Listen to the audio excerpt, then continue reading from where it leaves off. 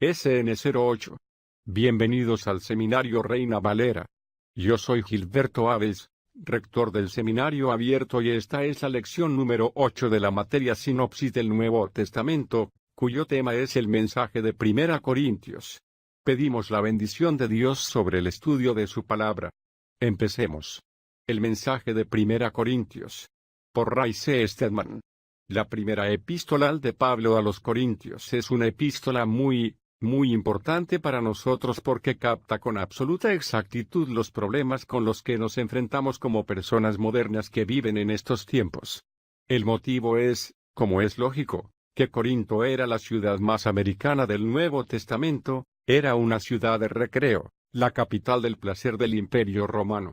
Si recuerdan ustedes sus conocimientos de geografía, sabrán que se encontraba en la península del Peloponeso y las condiciones bajo las cuales vivían los corintios eran muy semejantes a las condiciones en las que vivimos nosotros, o para expresarlo de otro modo, las condiciones en las que vivimos actualmente son las condiciones corintias.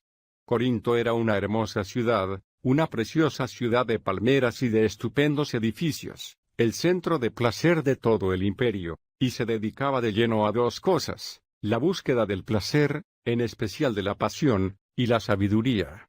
Era una ciudad griega y a sus habitantes les encantaba filosofar y se dedicaban a lo que Pablo llama la sabiduría de las palabras. De manera que las dos fuerzas activas en esta ciudad, que creaban un ambiente en el que debía vivir la iglesia de Corinto, eran estas: el intelectualismo y el sensualismo. Esta era una ciudad dedicada de lleno a la adoración de la diosa Sexo. Por eso es por lo que digo que existían unas condiciones muy parecidas a las que tenemos actualmente. En la ciudad de Corinto había un templo que estaba dedicado a la diosa griega Afrodita y parte de la adoración a la diosa griega consistía en la celebración de ciertas ceremonias religiosas en las que existía el elemento de las relaciones sexuales y, por lo tanto, las sacerdotisas del templo eran realmente prostitutas y había aproximadamente unas 10.000 relacionadas con el templo. La ciudad se había dedicado abiertamente a las prácticas libertinas, siendo consideradas como algo normal y como una parte apropiada de la vida, por lo que la gente no le prestaba en realidad demasiada atención. Si nosotros estamos convencidos de estar viviendo en condiciones en las que la sensualidad es algo desenfrenado y está muy extendida a la adoración del sexo, la verdad es que esta situación no se acerca ni remotamente a la que tenían que vivir los cristianos en Corinto. Además, se veían continuamente asaltados por las doctrinas, los dogmas y las ideas de los hombres que seguían a los grandes filósofos. Esta ciudad era la heredera de los grandes pensadores de la Edad de Oro de Grecia, como Sócrates, Platón y Aristóteles, que tenían todos ellos a sus seguidores en la ciudad de Corinto. Y al igual que sucedía en todas las ciudades griegas, les encantaba reunirse en las plazas públicas para debatir interminablemente acerca de los diversos temas. Eran personas que sentían una gran pasión por la sabiduría. Fue a esta ciudad a donde llegó el apóstol Pablo. Recordarán ustedes la historia del libro de Hechos. Había descendido, pasando por Tesalónica, y había sido echado de la ciudad por un grupo de judíos que se habían sublevado en su contra, yendo durante un corto tiempo a la pequeña ciudad de Berea y a continuación a Atenas. Allí en Atenas, al caminar solo por la ciudad, se dio cuenta de que había muchos templos en ella y finalmente decidió predicar a los atenienses en la colina de Marte. Cuando se marchó por fin de Atenas, lo hizo descendiendo por el estrecho istmo a Corinto, donde permaneció durante un período de 1 año y medio a 2 años, predicando el Evangelio y fabricando tiendas de campaña para ganarse la vida. Había encontrado a un matrimonio que había venido de Roma, llamados Aquila y Priscila, que también eran fabricantes de tiendas, y se quedó con ellos, llevándoles a Cristo. Formó una iglesia en su casa y fue gradualmente extendiendo el Evangelio por la ciudad, y se nos dice que al oírlo, muchos de los corintios creían y eran bautizados y se convertían en miembros de esta iglesia. Esa fue la iglesia a la que Pablo escribió su epístola, y al leerla, se darán ustedes cuenta de que era una iglesia que tenía graves problemas. Era la iglesia con más graves problemas en todo el Nuevo Testamento, pero aunque había muchas cosas que estaban mal en ella, también había unas cuantas cosas muy positivas. Al comenzar Pablo su epístola dirigida a esta iglesia, reconoce algunas de las cosas que estaban muy bien. Para comenzar les llama santos. Dice, a la iglesia de Dios que está en Corinto, a los santificados en Cristo Jesús y llamados a ser santos, y a continuación eleva sus ojos al horizonte, tanto desde el punto de vista geográfico como del tiempo, y nos ve incluso a nosotros y dice con todos los que en todo lugar invocan el nombre de nuestro Señor Jesucristo, Señor de ellos y nuestro, y luego viene su saludo habitual: gracia a vosotros y paz, de parte de Dios nuestro Padre y del Señor Jesucristo. 1 Corintios 1, 2 y 3. A continuación el apóstol habla acerca de algunas de las cosas que hacen que estas personas fuesen cristianas, los temas importantes de nuestra fe cristiana. Menciona el hecho de que habían recibido a Cristo por fe y por gracia, habían comenzado una nueva vida y habían sido enriquecidos por Él. Había además muchos motivos por los que alabar a esta iglesia, como vemos en los primeros versículos de esta epístola, pero presenta enseguida la clave de toda la epístola. Si no logran ustedes recordar ninguna otra cosa acerca de 1 de Corintios, recuerden por lo menos este versículo, porque todo en esta epístola depende de Él. Fiel es Dios, por medio de quien fuisteis llamados a la comunión de su Hijo Jesucristo, nuestro Señor. 1 Corintios 1, 9.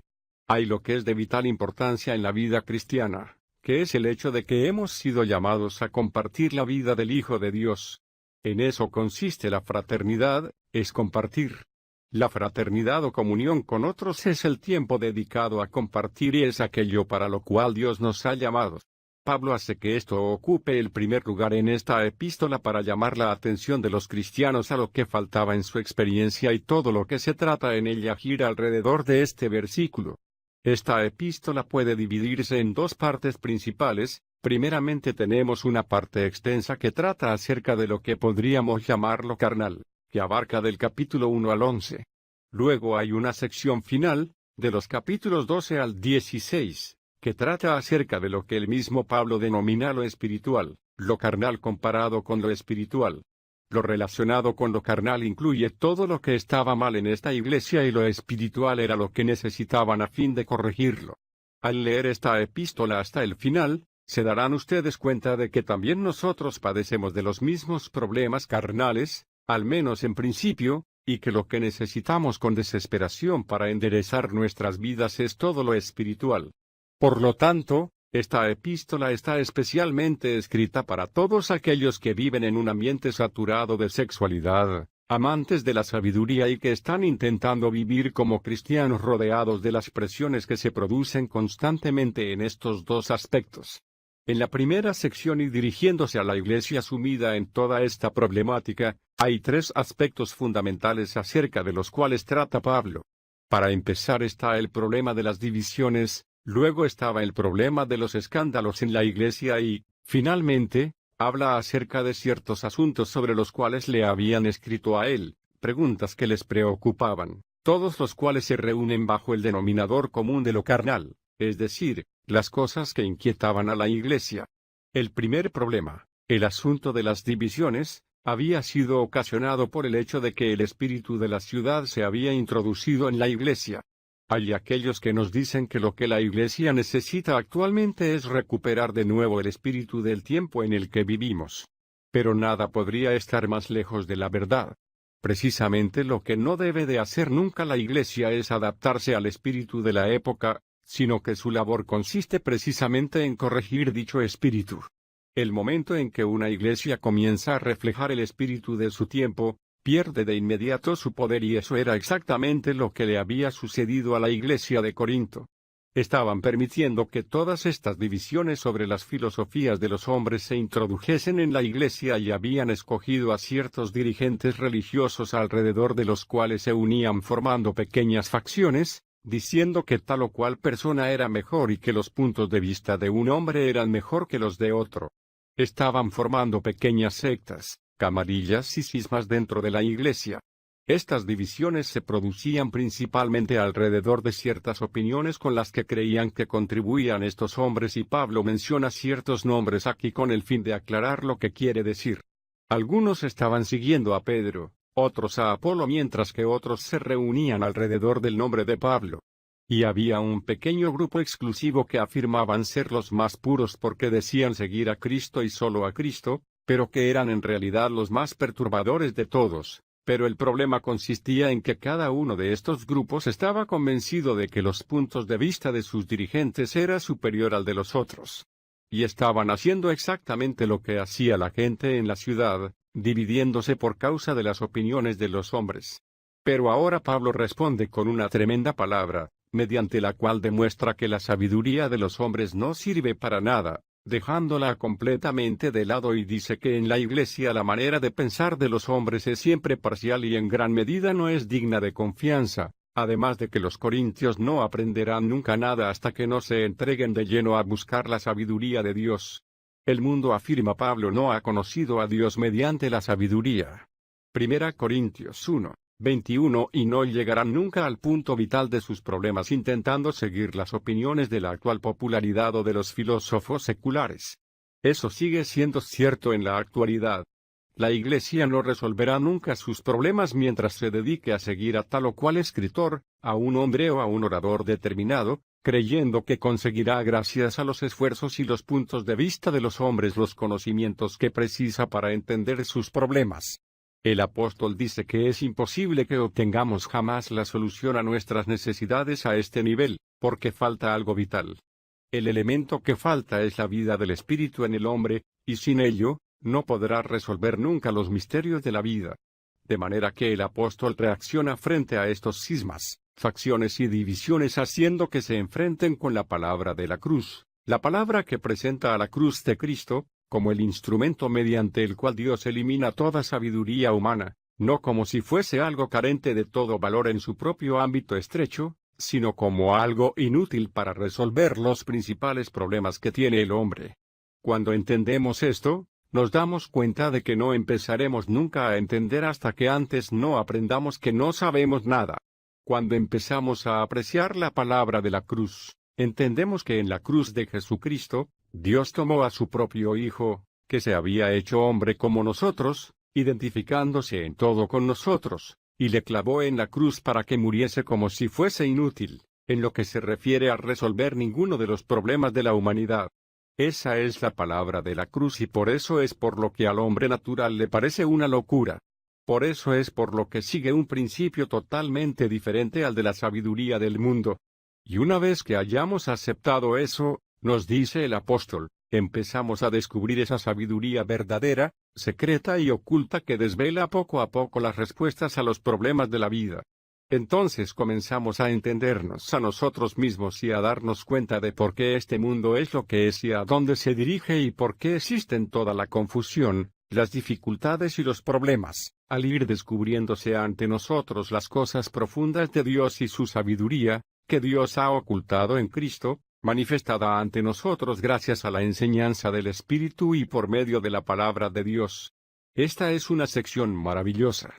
Y Pablo dice, no voy a perder el menor tiempo discutiendo con vosotros acerca de Sócrates, Platón o Aristóteles, ni ninguna otra sabiduría de los hombres. Ellos tienen su lugar, pero cuando se trata de resolver los problemas profundamente arraigados de la naturaleza humana, no hay más que una sola clase de sabiduría que puede conseguirlo y es la palabra de la cruz. Esto se convierte, por lo tanto, en una de las más poderosas respuestas de todos los tiempos frente al intelectualismo que constantemente acosa a la Iglesia cristiana e intenta minarla, el falso intelectualismo. Con eso quiero decir que la palabra de Dios no intenta nunca dejar de lado ni llamar inútil la búsqueda del conocimiento. Dios desea que los hombres aprendan cosas, porque Él nos hizo de ese modo, pero debe de ser el conocimiento basado sobre un principio justo y somos llamados de nuevo al principio expuesto en el Antiguo Testamento, el comienzo de la sabiduría es el temor de Jehová, Proverbios 9:10, y ahí es donde empezamos.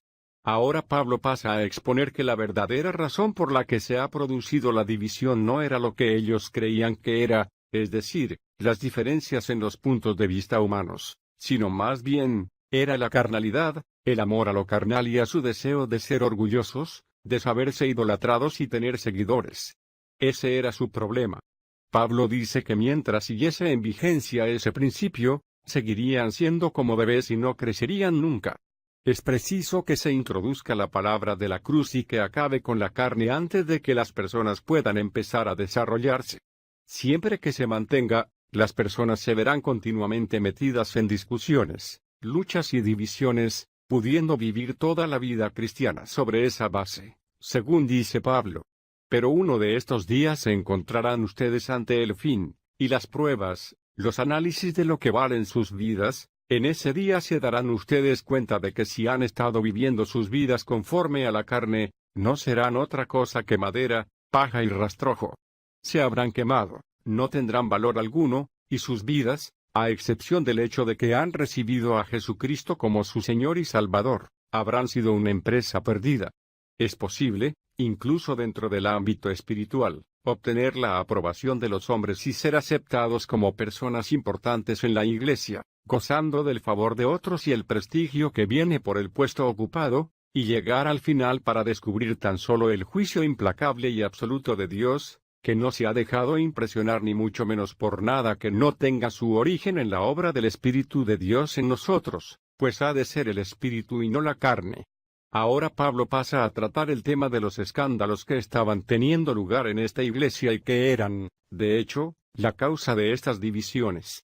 Para empezar, había un caso intolerable de inmoralidad sexual en la iglesia, que estaba siendo abiertamente considerado con un cierto grado de aceptación y tolerancia, y dice, esto está muy mal, es preciso resolver esta situación. Siempre que aparece abiertamente un pecado así y no hay arrepentimiento, es preciso que la iglesia intervenga y actúe con una medida de disciplina, por lo que Pablo reprende a estos dirigentes por no haber presentado el caso para que fuese juzgado por la iglesia y para eliminar la iniquidad que estaba minando sus filas. He aquí otro parecido con la iglesia actual. Casi da miedo ver cómo algunos dirigentes de la iglesia están abiertamente a favor de las inmoralidades sexuales y algunos de los pastores y dirigentes de los jóvenes en la iglesia están abiertamente animando a los jóvenes a acostarse y a vivir juntos. Pero en la época en que fue escrita esta epístola, el ambiente era tal que la inmoralidad sexual disfrutaba de una amplia aceptación en la ciudad como una forma de vida normal. Sin embargo, dentro de la iglesia se desecha totalmente como algo que resulta de todo punto incompatible con la profesión cristiana, porque es una transgresión de la humanidad de la persona involucrada. El amor de Dios ardía en celoso juicio en contra de ello porque estaba destruyendo y además destruiría a las personas que viviesen de esa manera. Es por eso por lo que el apóstol habla con términos tan severos acerca del asunto. Tanto el capítulo 5 como el 6 tratan sobre el tema de la inmoralidad y el apóstol hace notar que la defensa del cristiano no debe derivarse de los niveles morales fuera de sí mismo. No se trata de harás o no harás lo que hace que los jóvenes o las personas mayores se vean libres de problemas y presiones sexuales, sino que es más bien el reconocer que sus cuerpos son templos del Espíritu Santo. El Hijo de Dios mismo mora en nosotros y no estamos nunca alejados de su presencia. A donde quiera que vayamos, Él va con nosotros y está en nosotros y, en ese sentido, todo lo que hacemos lo estamos realmente haciendo ante la presencia del mismo Hijo de Dios y eso es lo que hace precisamente que la persona joven se sienta libre de las presiones ejercidas sobre ella. Comenzando en el capítulo 7, Pablo responde a las preguntas que le hacen por escrito, en cuanto a las cosas de que me escribisteis. Y le escribieron principalmente acerca de 4 problemas. En primer lugar, estaba el tema del matrimonio. Le preguntaron a Pablo si estaba bien casarse, teniendo en cuenta las presiones que les rodeaban, pensando si tal vez sería preciso dedicarse de lleno a servir a Dios, llevando una vida de ascetas. Aunque Pablo mismo no estaba casado, les dice en esta sección que es mejor que los hombres y las mujeres se casen, que el matrimonio es una manera perfectamente adecuada de vivir y que debido a la tentación a la inmoralidad existente, cada hombre debía tener su propia esposa y cada mujer su propio marido, en vista de la situación existente en Corinto. Luego les explica que también está bien la vida de soltero, siempre y cuando Dios lo conceda a la persona como un llamamiento especial, que es una forma de vida perfectamente honorable. El matrimonio no es una necesidad, aunque con frecuencia es una ventaja, pero a pesar de todo puede ser un problema. Pablo enfoca todo el tema del matrimonio con sumo cuidado, reflexivamente, de manera que le sea de ayuda.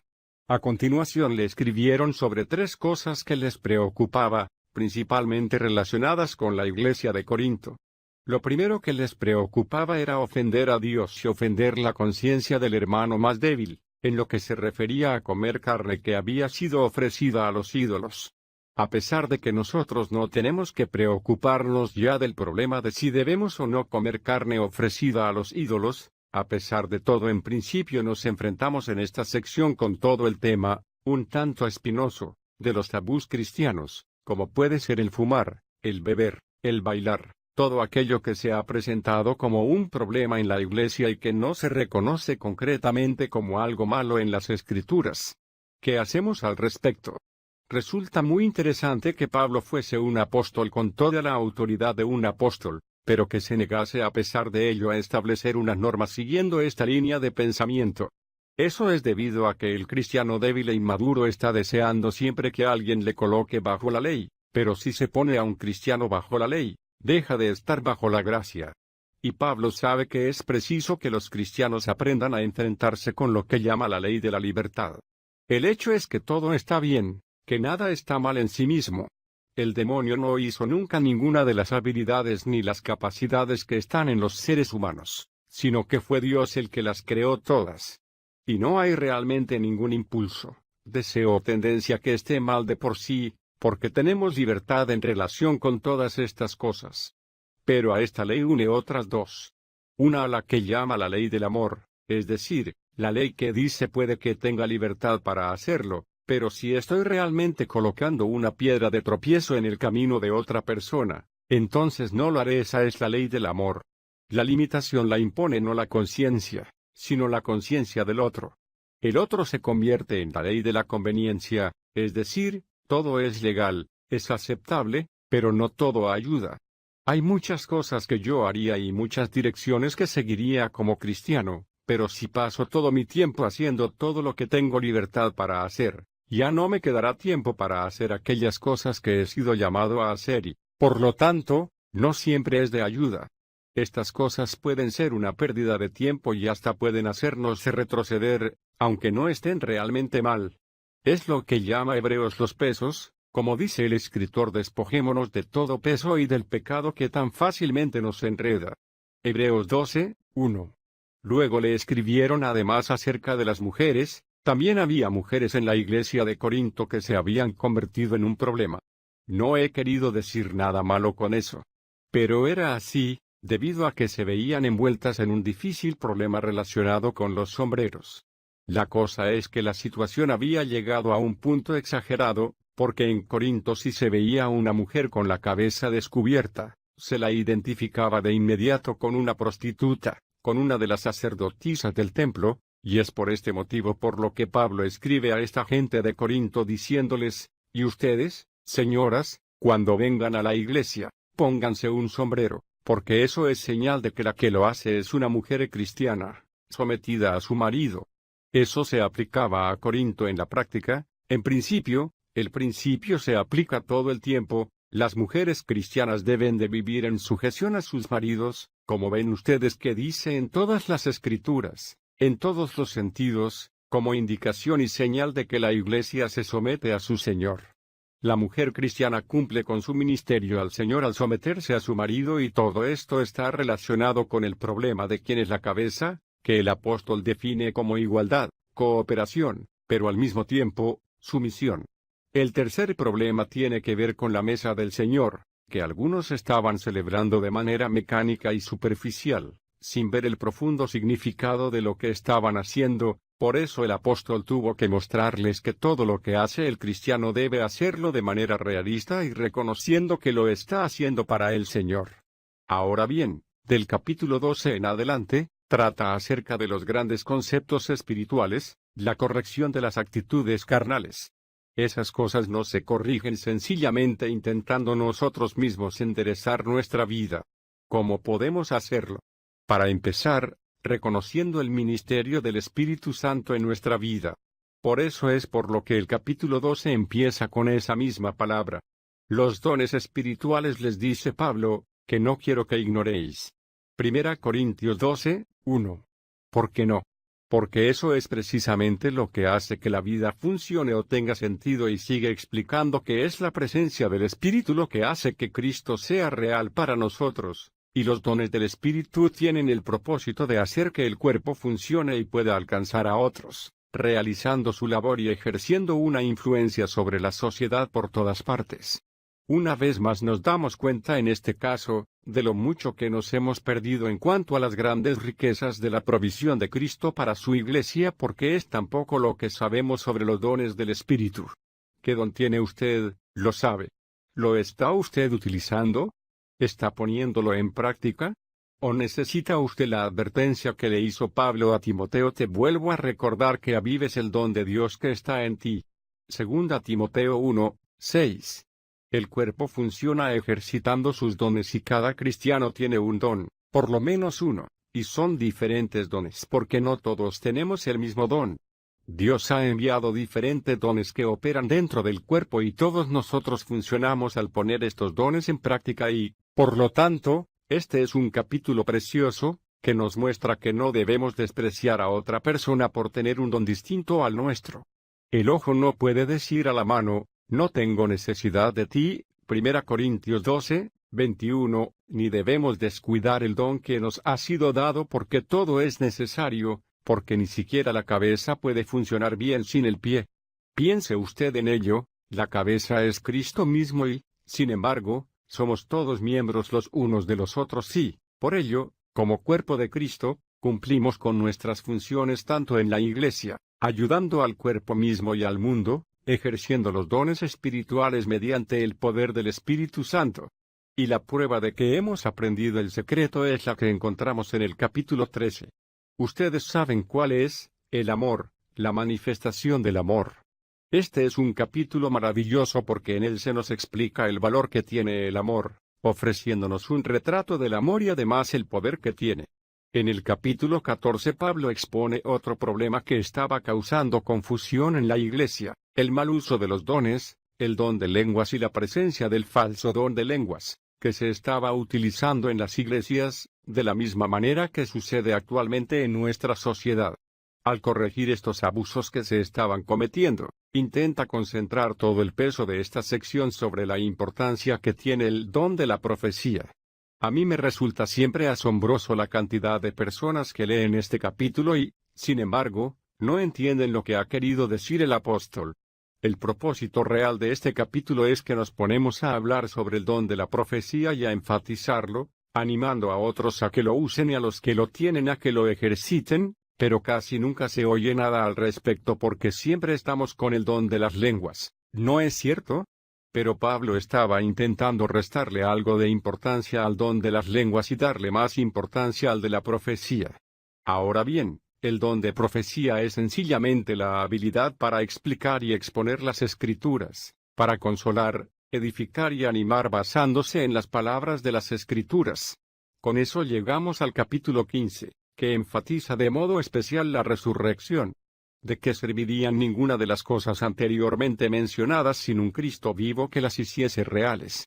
La resurrección es el punto fundamental sobre el que depende toda la fe cristiana y todo converge en ese punto. Si Jesucristo no ha sido levantado de entre los muertos, entonces, como dice el apóstol en este capítulo, carecemos de toda esperanza y no solo eso, somos los más dignos de conmiseración de todos los hombres. Estamos locos, somos unos insensatos y nos deberían encerrar en alguna parte, si Cristo no ha resucitado de los muertos. Pero qué gran cántico triunfal de prueba y de alabanza encontramos en este capítulo acerca de la resurrección. Pablo termina el capítulo con lo que es lo más importante. Todo cuanto hallamos en esta epístola se resume en este versículo 58, así que, debido a todo lo que había dicho hasta llegar a este punto, hermanos míos amados, estad firmes y constantes, abundando siempre en la obra del Señor, sabiendo que vuestro arduo trabajo en el Señor no es en vano. El capítulo 16 no es más que una postdata, en la que apunta pequeños detalles que la Iglesia necesitaba saber, muy importantes para nosotros, pero a continuación vuelve al tema que estaba tratando: vigilad, estad firmes en la fe, sed valientes y esforzaos. Todas vuestras cosas sean hechas con amor. Primera Corintios 16, 13 y 14. Y tenemos todo cuanto precisamos para hacerlo, así que hagámoslo. Y eran bautizados y se convertían en miembros de esta iglesia. Esa fue la iglesia a la que Pablo escribió su epístola, y al leerla, se darán ustedes cuenta de que era una iglesia que tenía graves problemas. Era la iglesia con más graves problemas en todo el Nuevo Testamento, pero aunque había muchas cosas que estaban mal en ella, también había unas cuantas cosas muy positivas. Al comenzar Pablo su epístola dirigida a esta iglesia, reconoce algunas de las cosas que estaban muy bien. Para comenzar les llama santos. Dice, a la iglesia de Dios que está en Corinto, a los santificados en Cristo Jesús y llamados a ser santos, y a continuación eleva sus ojos al horizonte, tanto desde el punto de vista geográfico como del tiempo, y nos ve incluso a nosotros y dice, con todos los que en todo lugar invocan el nombre de nuestro Señor Jesucristo, Señor de ellos y nuestro, y luego viene su saludo habitual: gracia a vosotros y paz, de parte de Dios nuestro Padre y del Señor Jesucristo. Primera Corintios 1, 2 y 3. A continuación el apóstol habla acerca de algunas de las prostitutas, y había aproximadamente unas 10.000 relacionadas con el templo. La ciudad se había dedicado abiertamente a las prácticas libertinas, siendo consideradas como algo normal y como una parte apropiada de la vida, por lo que la gente no le prestaba en realidad demasiada atención. Si nosotros estamos convencidos de estar viviendo en condiciones en las que la sensualidad es algo desenfrenado y está muy extendida a la adoración del sexo, la verdad es que esta situación no se acerca ni remotamente a la que tenían que vivir los cristianos en Corinto.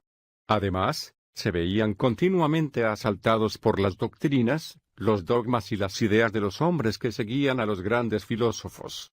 Esta ciudad era la heredera de los grandes pensadores de la Edad de Oro de Grecia, como Sócrates, Platón y Aristóteles, que tenían todos ellos a sus seguidores en la ciudad de Corinto. Y al igual que sucedía en todas las ciudades griegas, les encantaba reunirse en las plazas públicas para debatir interminablemente acerca de los diversos temas. Eran personas que sentían una gran pasión por la sabiduría. Fue a esta ciudad a donde llegó el apóstol Pablo. Recordarán ustedes la historia del libro de Hechos. Había descendido, pasando por Tesalónica, y había sido echado de la ciudad por un grupo de judíos que se habían sublevado en su contra, yendo durante un corto tiempo a la pequeña ciudad de Berea y a continuación a Atenas. Allí en Atenas, al caminar solo por la ciudad, se dio cuenta de que había muchos templos en ella y finalmente decidió predicar a los atenienses en la colina de Marte.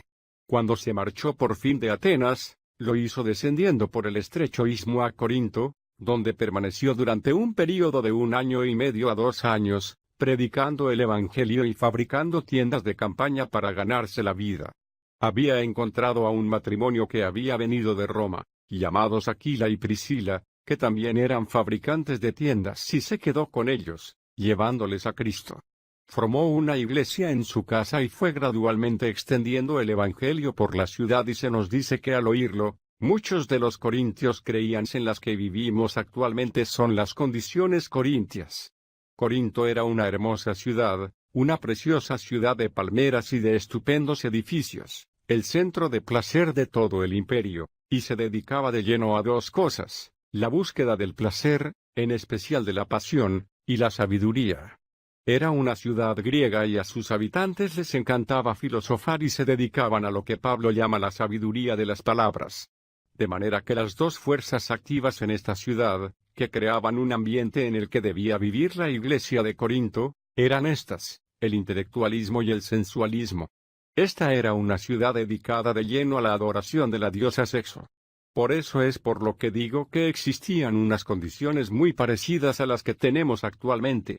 En la ciudad de Corinto había un templo que estaba dedicado a la diosa griega Afrodita, y parte de la adoración a la diosa griega consistía en la celebración de ciertas ceremonias religiosas en las que existía el elemento de las relaciones sexuales y, por lo tanto, las sacerdotisas del templo eran realmente SN 08.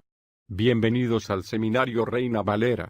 Yo soy Gilberto Abels, rector del Seminario Abierto, y esta es la lección número 8 de la materia Sinopsis del Nuevo Testamento, cuyo tema es el mensaje de 1 Corintios. Pedimos la bendición de Dios sobre el estudio de su palabra. Empecemos. El mensaje de 1 Corintios. Por Ray C. Stedman.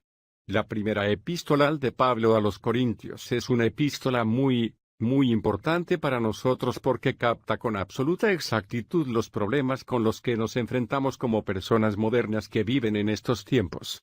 El motivo es, como es lógico, que Corinto era la ciudad más americana del Nuevo Testamento, era una ciudad de recreo, la capital del placer del Imperio Romano. Si recuerdan ustedes sus conocimientos de geografía, sabrán que se encontraba en la península del Peloponeso y las condiciones bajo las cuales vivían los corintios eran muy semejantes a las condiciones en las que vivimos nosotros, o para expresarlo de otro modo, las condiciones